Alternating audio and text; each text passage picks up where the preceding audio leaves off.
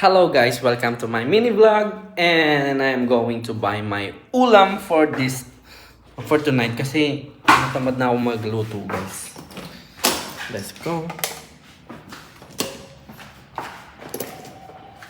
Ano ba? Tapos isa sa mga may window na yan.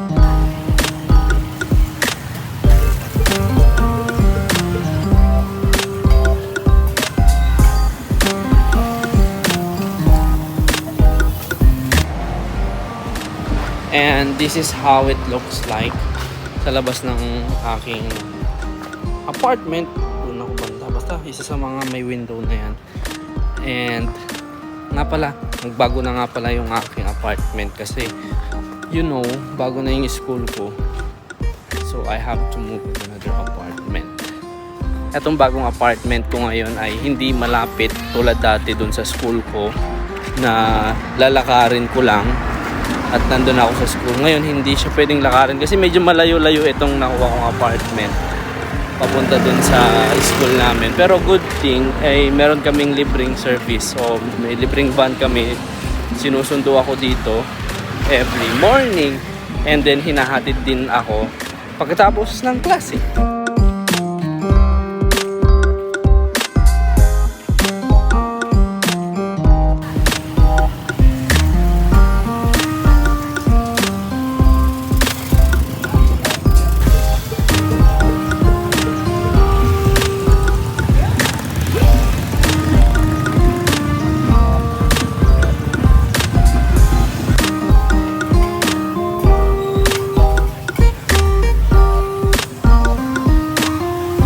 One thing na nagustuhan ko dito sa apartment ko ay malapit lang siya sa mga palengke.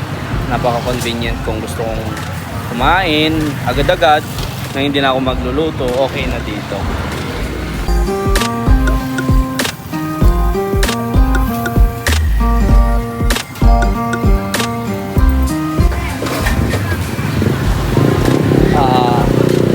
Okay ka? Chicken sama. Chicken. Give me one.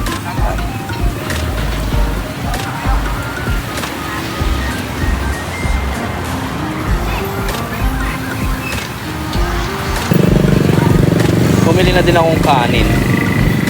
How much? Like up. Look at how much I save guys. 15 baht lang meron na akong dinner. 10 baht doon sa inihaw na chicken and 5 baht doon sa rice or sticky rice. So 15 baht, I already have my dinner na. So uwi na ako nito. So yun na nga, nakabalik na ako dito sa aking apartment.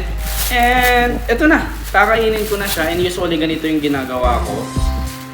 Kakainin ko na siya kung paano ko siya napili. Ayan, dito ko na din siya kakainin. Total, may stick naman yung chicken, naka-plastic naman yung rice. Para iwas hugas. Kasi tamad tayong mag... Joke lang. And nagtimpla na din ako ng... Kala nyo, nagtimpla ako ng... Milo. Pero dito ko na siya nilagay kasi wala pa akong tasa. Ewan ko kung makaka-relate kayo sa akin. Pag bagong lipat kayo, di ba? Pag nagsisimula pa lang kayo, kailangan nyo maging resourceful, di ba? Pinanggalingan ko na to ng noodles and pwede ko siyang gawing pang Milo, pang cup. Di kasi ako nagkakape. Mga ganun lang. Milo, Ovaltine, mga ganun. Wow, social. Pero kukuha lang talaga yung ginagamit ko. So, kung ginagawa natin, gutom na din ako.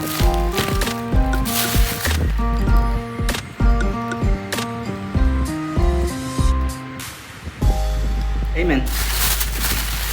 Eat. Ito yung kanin. And this is how I'm gonna eat it. Yan, ganito. Literally, kung paano ko siya binili, ganun ko lang din siya kakainin. Tanggalin ko to sa plastic.